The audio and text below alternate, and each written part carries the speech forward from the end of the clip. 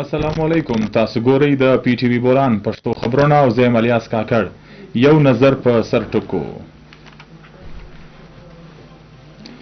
د وزیر اعظم محمد شهباز شریف سره په وفاقي کابینه کې ګډ شوي وفاقي وزیرانو د مملکت وزیرانو او مشرانو ملاقات وکړي.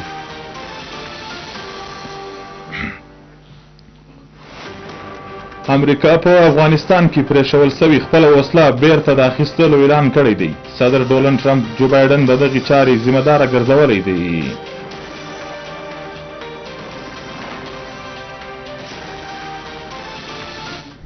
او اوس بشپړه خبرونه. د وزیر اعظم محمد شهباز شریف سره په وفاقي کابینه کې ګډ شوي وفاقي وزیرانو د مملکت وزیرانو او مشرانو ملاقات وکړي. دا کابینې د غړو سره د خبرو پر مهال وزیر اعظم محمد شهباز شریف وویل چې ستاسو چون د قابلیت او صلاحیتونو پر بنسټ کړل شوی دی. د ولسي استازو په توګه ستاسو د ټولو خدمتونو ته ویاړ وړ دي. موږ ټول د الله تعالی او ولس په عدالت کې جوابده یو. وزیر اعظم وویل چې د یو کال په موده کې د ګرانۍ په کچه کې په زړه پورې کمی، د زرمبادله په زیرمو او ترسیلاتو کې د اضافي عملتیا معاشي اشارې غور جوړولو لپاره په زړه پورې زیار به روان ساتو.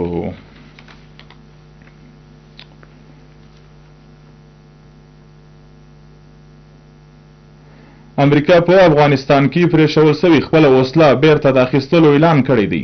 صدر ډونالډ ټرمپ په کال 2021 کې د افغانستان څخه د ناقص امریکي انخلا د پلټنې اعلان کولو سره جو بایډن د دغې چارې ذمه داره ګرځولی دی. په یوه مرکه کې د امریکې د دفاع وزیر څرګنده کړه چې د بایډن انتظامیې په دې وتلو کې د ناکامیو لپاره ذمه داره کسان په نتیجو سره مخامخ کړل شي. د سکیورټي تجزیه کوونکو له قوله د افغانستان څخه د امریکي فوج په هجرت کې او غیر منصوبه بندي انخلا یوه درنه غلطي وه. د وزیر اعلی بلوچستان میر سرفراز بګټي تر صدارت لاندې په وزیر اعلی سکرټریټ کې د 10 کلنې تحقیقاتي منصوبې په هکله یو هیم غونډه وسوه، په کوم کې چې د تعلیم، روغتیا، طرز حکمرانی، د شوالي، د بلدیاتي ادارو فعالیت او د تصور امید فاونډیشن په مرسته د هینن کونسل په 100 تعلیمي ادارو د قیامرنګه منصوبو باندې غور وکول سو. په دا مهال وزیر اعلی وویل چې د تعلیم وده د حکومت لومړی ترجیح ده. که د تصور امید فاونډیشن په مرسته په دې منصوبو باندې عمل درآمد کامیابي ترلاسه کړل سي، نو په صوبه کې به د سکولونو د باندې ماشومانو ته یو لوی شمیر ته په تعلیمي اسانتیاوې ورکول کېدای سي. هغه وویل چې د تصور امید فاونډیشن د مرستې پیشکش د حکومتي ټاکنو په مکملولو کې د غیر معمولي ارزښت وړ دی. وزیر اعلی وویل چې د روغتیا او طرز حکمرانی په څانګو کې هم شوالی د راوستلو لپاره په کوټلي منصوبو چسپان د پرمختګ ضروري دي. د بلدیاتي ادارو فعالیت په هکله وزیر اعلی وویل چې د ادارې نورې پیاوړه جوړولو لپاره جامع کړنلاره جوړول کیږي چې ولس ته په ځایي سطح باندې د اسانتیا ورکول یقیني کړل سي.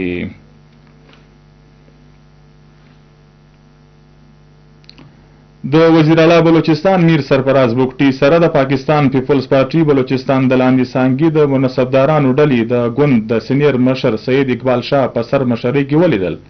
د هوبخر صوبایي وزیر میر صادق عمراني هم موجود و. ډلې وزیر اعلی ته ګوند د کارکوونکو په چارو او په وړاندې ستونزو خبر کړي. د ډلې سره خبرې په کولو وزیر اعلی بلوچستان میر سرفراز بګټي وویل چې پاکستان پیپلز پارټي د جمهوریت د بقا او هایند برلاسي علامت دی. صوبایي حکومت د محترمي بېنظیر بټو شهید په نوم د بلوچستان تر ټولو لوی سکالرشپ پروګرام پیل کړی. د کوم لاندې د عام سکولونو څخه ټاپ کوونکو لوستونکو ته وظیفې ورکول کیږي. وزیر اعلی په صوبه کې د روغتیا، روزګار د ورکولو، تکنیکی تعلیم او ولس ته معاشي ټینګتیا ورکولو لپاره بې له سوده پورونه ورکولو په هکله خبرتیا ورکړه. میر سرفراز بګټي وویل چې پاکستان پیپلز پارټي مدام د ترهګرۍ په سخته مقابله وکړه. وایي چاته به د بلوچستان امن د خرابولو اجازه نه ورکول کیږي. هغه ویل چې د بلوچستان ولس به د شهید بټو او د شهید بېنظیر بټو د ویژن مطابق ترقي او خوشحالي په لار روان و. صدر آصف علي زرداري او چیرمن بلاول بټو زرداري په مشرتابه کې صوبه پر ترقي کړل شوی بلوچستان جوړوو. د بلوچستان د وزیر اعلی میر سرفراز بګټي سره د بلدیاتي ادارو مشرانو په کوټه کې ملاقات وکړي. د لیدو کتو پر مهال د بلدیاتي سلاکار نواب زاده حمید حمزه خان زهري او د بلدیاتو سکریټري هم موجود وو. په دې موقع باندې بلدیاتي استازو خپل ستونزې او تجویزونه وزیر اعلی ته وړاندې کړې. په دې موقع باندې د بلوچستان وزیر اعلی وویل چې په قومي کچه باندې د ترقي او اسانتیاو په ورکړه کې د بلدیاتي ادارو غور حیثیت وي.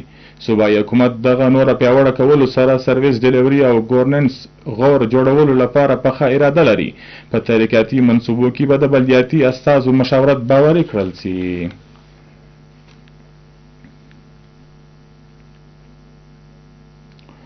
گورنر بلوچستان جعفر خان مندوخیل د بلوچستان د درې سرکاري پوهنتونونو مستحق لوستونکو هلکانو او نجونو دپاره د دوست هیواد چین لخوا د چاینیز امبیسډر سکالرشپ چیکونه او وایس چانسلران ته په ګورنر هاوس کوټه کې په یو دستوره کې وړاندې کړل. په دې مهال ګورنر وویل چې د چین لخوا د ګام د بلوچستان ځوانانو په جدید تعلیم راسته کولو با اختیاره جوړولو د میداني ډبره ثابته سي. د ګوادر پوهنتون وایس چانسلر پروفیسر ډاکټر عبدالرزاق صابر، د بلوچستان پوهنتون وایس ډاکټر ظهور احمد بازی، د میرمنو د پوهنتون وایس چانسلر ډاکټر روبینا مشتاق د ګام وستایه. چینی سفیر په خپل ویډیو پیغام کې د پاکستان او چین په زړه پورې دوستي رڼا واچوله او د بلوچستان ځوانانو په جدید تعلیم راسته کولو لپاره د ګورنر بلوچستان هڅو ته پیرزوینې وړاندې کړې.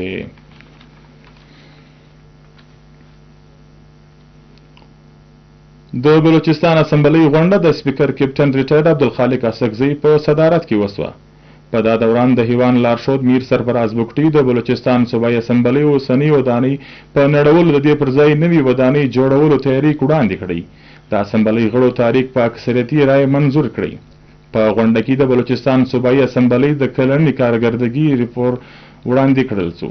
ریپورت پارلماني سکریټري د پاره د قانون سنجي کمار وړاندې کړی. د غونډې په دوران کې د شخصي هیرلاین په کرایو کې د کمبود په هکله قرارداد منظور کړل شو. قرارداد صوبایي وزیر میر صادق عمرانی وړاندې کړی. د بلوچستان وزیر اعلی میر سرفراز بګټي د بلوچستان گورنر شیخ جعفر خان مندوخیل او د بلوچستان اسمبلی سپیکر عبدالخالق خان اسکزی د اکوړه خټک د دارالعلوم مکانیه په ماجد کې د چاودنې کلکه غندنه کړې ده. په چاودنه کې قیمتي ځانونه په ضیا باندې د ژورې غمرازي خواشیني او د شهیدانو د کورنۍ سره د تعزیت او خواخوږي څرګندونه کړې ده.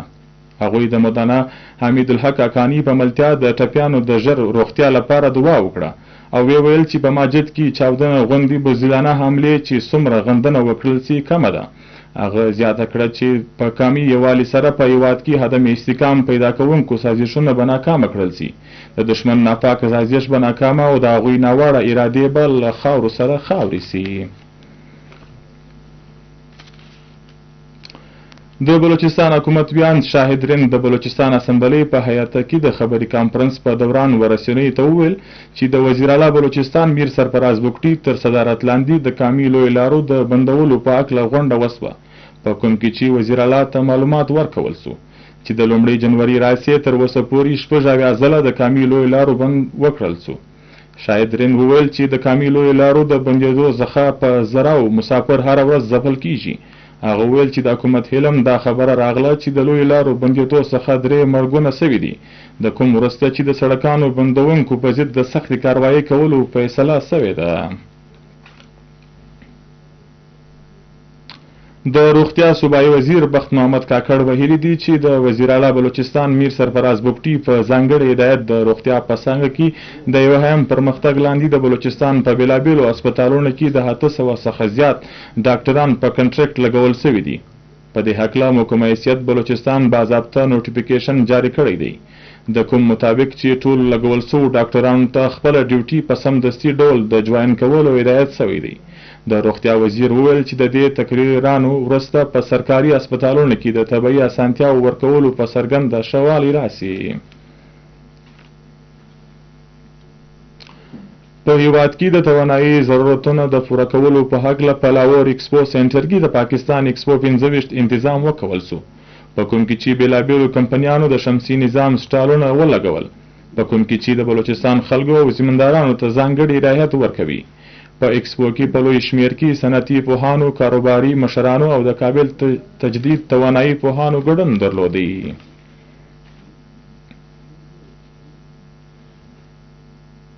په کوټه کې په 3 هفتو هړه لرونکي د غشي ویشتلو ځانګړي کیمپ وکول سو، کوم چې هلکانو او په جمع او جوش برخه واخیسته. مقصد یې ځوانانو ته د غشي د ویښتو پوهنه ورکول، د هغوی د اهلیت زیاتولو او لوبو په وده کې کردار ادا کول و. د کیمپ په دوران پوهه کوچیز ګډون کوونکو د غشي ویښتو په بنیادي تکنیک باندې خبر کړل. د تربیې په برخو کې نقشه د ویښتو پوهه، جسماني توازن، توجه او زغم ځانګړي پام ورکول سو. د کیمپ په پای کې په درنه دستوره کې کامیابه لوبغاړو ته انعامونه ورکول سو. پوزیشن ترلاسه کوونکو ګډون کوونکو ته تمغې، توپې او سندونه ورکول سو.